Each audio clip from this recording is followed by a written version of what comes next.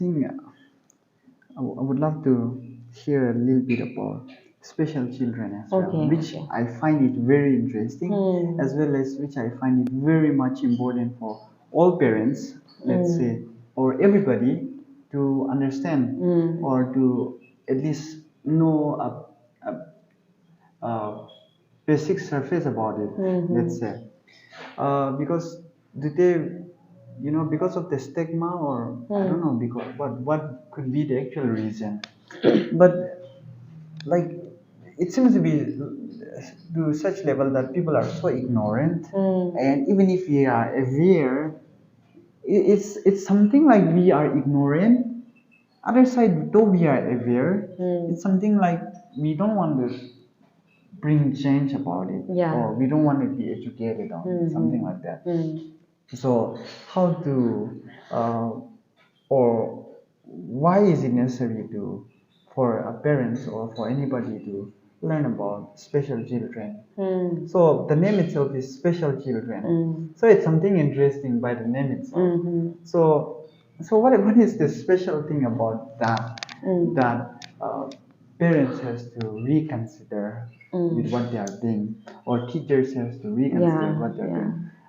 So something like that. Itu special children can do to notice, okay, to notice their problems. Itu young age de korila bhala se. So when this psychologically takan ki need, takan la needs ase na itu part fulfill na korle, they'll grow up to be like cancer. बीमार एकता भी treat na kuri na thakle cancer ho jai do last day na. So this special children can be inya ase, and before going in there, yeah, like you've stated, it's stigma na pagla ase, especially with Down syndrome, okay, Down syndrome and autism. Itu kan saina pagla ase khota ko bole bhi na pare, because they have symptoms like delayed speech na, takan kadul ko bole alchi lage, but their mind is very different, okay, and all of these symptoms to dikhibo parents kan na. And I would like to tell Naga parents also, it's nothing serious. It's treatable, no, autism be at the early age to delayed speech kan to kurole parbo. So if your children delayed speech 3 years 4 years only khota nokole to check for autism also na thakibo pare. So one of their main symptom is delayed speech. So it was when it comes to special children, pagla ase koi itu ase koi. Now we have special schools in Dimapur also, so we are very fortunate. Though I forgot the name of the institution. So with the autism and Down syndrome, I think we have good schools out here in Dimapur also. So with this special children, I think we have to treat them accordingly. No, we don't have to force them to be normal. Right. Nah? Right. That's right. So that's what we have to do. The rest depends on whoever their parents can take as counselor or psychologist or whoever it is. Because what I can say is special children law they do never act normal with them, because their normal is different from normal people. So for example, like autism though, we are having a discussion, so our brain is focused on our discussion for special needs. But if you have autism, no, your brain will make activities on its own, okay. It's like wire ekta ulai dai nishina na brain de to ekta na punchi na thake. So neurological disorder ase na, it's a spectrum. So ito na takan na brain de do, even if I'm talking with you like this, there will be bell ringing in your head, no, inside. Someone will be coloring, the cloud is like this, the cloud is yellow, and everything at once, okay. And some autistic children, they have, some of them are very very different, and it's very amazing to know their symptoms also. Some slow music, no, calm music, it's very noisy for them. That's how their brain functions. Nah? So this, to put it in a very practical manner, Makando itu to, as a counselor, as a counseling psychologist, we can understand them and treat them in such a way, or what takana target point janyo lagi, what they like, what they love to do, nah, or takana attention do, whenever they can focus fully into doing something, their activities. It's the job of a psychologist. The parents and the teachers who doesn't have any idea about special needs, no, they just have to cope up with it. No option. I think because I know an incident where there was a child in the school Hmm. where a child had autism. Okay. So that was a problem, and also it was a mixture kind of a thing with ADHD as well. Oh, okay. So a child would regularly behave restlessness Hmm. and learning. There is inability in learning. Hmm. So he cannot cope up with the rest of their classmates, Hmm. and then would be the most restless ones in the classroom, and so on. So I mean, instead of teacher to understand that child, Mm-hmm. it so happened that the child would be punished. Yeah, yeah. Parents would be called Hmm. and then tell them that okay, your child is like that, like that. He is not behaving well in the classroom and whatsoever. Mm-hmm. So it's more like there is more negative consequences for the child's behavior. Hmm. So I think what do you say about this? Like, is it that I mean, like, is it an ignorance that we are not sure that there is a psychologist who can deal with these Yeah, children? yeah. Because those children has to be taught differently, right? Yeah, yeah. Treated differently, Yes, right? yes. So, yeah, what do you say about that one? I think as a teacher and as a parent, we can all be aware of this. Okay, seek some awareness programs and things like that. But until and unless we people who know provide awareness regarding autism and Down syndrome, and especially special need students or children, I think it's some of the place haven't been reached with this kind of information. So I think it's our duty also. We're failing on that part. But then see, these children, some of their symptoms can be detected early, okay, in their kindergarten ages. So can be we can identify early, but some there's no sign. Okay, so it's difficult to identify again. So that's why I focused on kindergarten and Montessori teachers. So no, so they should be well trained of all the mental illnesses and disorders that children are prone to have. No, so they should be very educated in this area. So and likewise, as you have said, there's a stigma also, and there are some parents who doesn't know this. They don't send their children to schools because they're scared of. I mean, what if my son and daughter gets bullied because of their condition? Not because they don't know the condition. Okay, so these are prevalent, and we are. I mean, if anybody has to take up this project, autism and all of this, they have to go for survey for sure. How many patients are here in Dimapur? No, to do something good for these people, especially able people like this. But let me also point out, this autistic patients sometimes they're very creative. Some of them are big, I mean, well-known artists, and some of them are, you know, right? So they are very, their brain is very creative. Okay, so we watched this. I think I don't know if you are a movie fan, but there is a movie called Tare Zameen Par, American's movie. So the child there is autistic, and everyone misunderstood his condition in schools also. No, he was treated like that. So I think the role of a counselor, parents, and a teacher should go hand in hand. Communication, nah, should go hand in hand, inform each other, and everyone will be aware of that. So, and we will protect the children also if we do so. With that similar awareness we need. Yeah, I mean, nothing wrong with accepting Yeah. the children once they identify that their children is a special Yes. children, right? Yes. So yeah, I think what interesting thing that I saw when I was spending my internship times with the clinical psychologist was also that there'll be certain children with different categories, some with autism, some with ADHD and whatnot. The interesting thing that I find in them is that some are really kind. Some children are really kind. They want to share things. They wanna, although they are restless, although they are very hyperactive and so on. They are very good in many ways. So,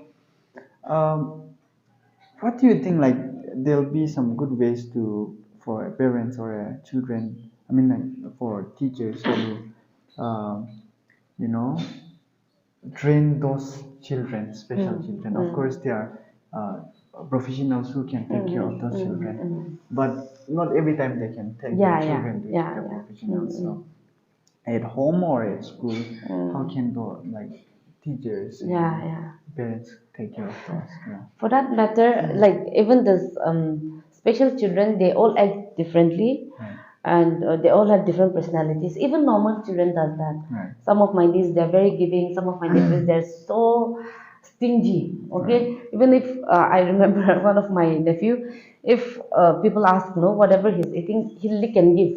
Right. Like that, they have this. Even the normal children will display all of that kind of personality. But when it comes to the special children, I think it's the job of a counselor to educate them to using some therapy. We use a therapy called token therapy, Right. where I give you and you give me back. Okay. No, so it's a token therapy. I give you my token, you give me back whatever you have with you. Right. So you can keep on practicing this with the stingy special need children. And also there are different therapies. You can play arts and sandbox and whatever no with them. So they are. Let me tell you this also. I'm sure you know, but then this autism is not a disease. Right. It's a neurological disorder. Right. It's a spectrum. Under that, we have so many symptoms also. No, that is why we call it as umbrella. So what we do is we use different therapies. If we talk about it now, I think we won't end our session also. So yeah, we can use therapies like token therapy with them, and since they are not vocabulary rich, no, they are not intellectually rich. So we can invent some games, be creative as a counselor, also to let them talk in the form of arts, in the form of playing animals, no, keep two animals, dangerous looking animals, and or meek animals like sheep and all of that. You can let them play and ask them questions. Who is this? Who is this animal in your family? You know, to know more about their family like that. All of these games can come into play when dealing with this kind of children. Yeah. Right. Right. Okay. All right. Maybe with that, we'll bring into conclusion to our discussion for today. You as a psychologist, I mean, and then it's been some couple of years. I don't know how many years you've been a psychologist already. And I know your background that you also had your theological background, Yeah, right? yeah. You did your PT, right? Yes. So, ma'am, the thing that I want to know is like, how can, because yours was more like you start with your theological study and later on shift to psychology. Yes. So, how do they, you as a psychologist and somebody who also have a good theological background, how do you bring them together in a sense that how do you organize them?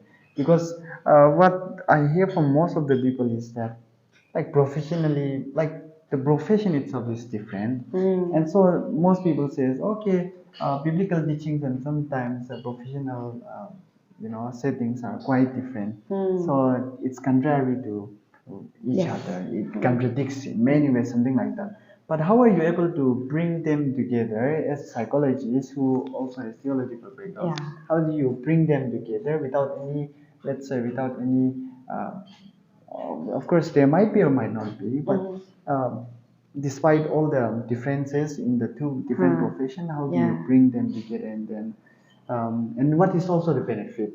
Okay. Yeah. Okay. See, if there is good, there is also bad. No, Right. if there is good, there is evil.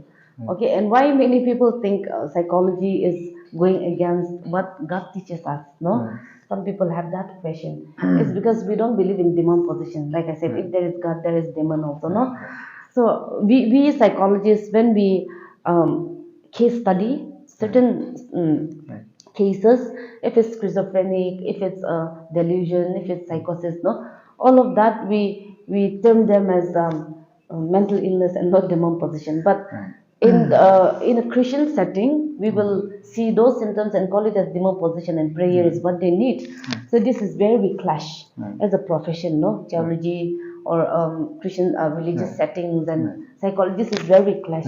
But rather than that, okay, I think theology and psychology together is very very beneficial for people in and around us.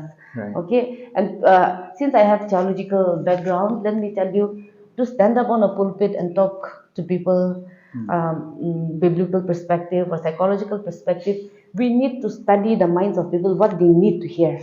No, because my qualification, my theological background gives me opportunity to take up programs like preaching or sometimes exhortation and stuff like that. So when I stand, I have to know the needs of people and talk accordingly, Right. even if I have Bible references and all that. So psychology comes in. Okay, I think our colony, since I'm from my own colony, Old Town, I know the needs and what are the wrongdoings of people, what are the right doings of people. Like that, theology and psychology can come in. It's handy Okay. for people using both. Okay, but then if people are their opinions are about psychology and theology doesn't match, it's for the keepsake. No, it's their opinion to keep.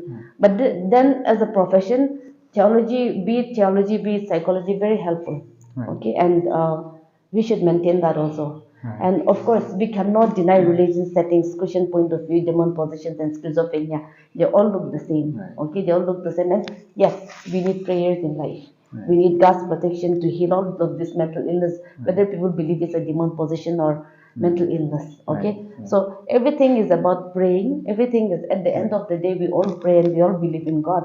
So even if we use a lot of psychology, we need God's hand to use that psychology. Right. That's So I fascinating. think, yeah, that will be my answer. Yeah, that's very fascinating. Mm. In fact, I mean, most people cannot put their hands in both the fields, Yeah. let's say. Mm. But because we also know that almost 60% somewhere roughly of all the professional psychologists in and around the world are atheists. Yeah, I mean, yeah. and Yes. then few are theists. So, but that's not a big problem, right? I mean, as long as we can sincerely work on our professions, Yes. and also never, not least, we leave our belief as well. So, like bringing them together, I think that's possible, right? I mean, Yes. there's Very not- much possible. yeah, Yeah. there's nothing wrong in bringing them Yes. together and trying Yes. to work out with both hands, right? Yeah, I think that's very interesting. So, do you think like even in church setting today, we need maybe not absolutely entirely, but do you think there's a need to understand some things about psychology which has to fit in? Yes, of course. Of course, most of the churches now has counselors who are professionally trained, and so on. So, do you think there is a need in our churches as well? Yes, of course. I think professional education like psychology, no, it is need of an hour in the church also, wherever it may be, Right. and it's a trending profession. So I think it's very important for the church settings as well as any institution or organization to understand what psychology is first. And I mean, psychology can do a lot. It can help people ease their minds, their emotions, their disturbance in thoughts and things like that. There are some things that prayers cannot heal. No, when it comes to thinking, no, that psychology can heal. There are some things psychology cannot heal. No, that prayer can heal. Right. So I think the church Yeah, should know the that's right. importance. That's interesting. Yeah. Yes. So that will be my answer. I mean, yeah. I mean, that's fairly something that I can agree and rely on. Because me is also somebody who is very enthusiastic in learning, especially when it comes to our psychology, and also who cannot leave the other side, biblical understanding of all things. There are some things that we in the field of psychology does not explain things, but rather Bible explain things. Yeah. There are some things that no, it's not that Bible is incomplete, but people cannot entirely know the the transcendent understanding to understand what is written, in fact written in the Bible as well. That's too difficult. Yes. So sometimes some of our misunderstanding are being solved and are being let's say are being guided by psychology as well. So I mean that's something that interesting that I've learned from you today. Yeah, it's something very interesting. There are some things that psychology cannot explain that Bible helps, Yeah. or our beliefs helps, our Yes. prayer helps. There are some things that our prayer needs the work of psychology actually.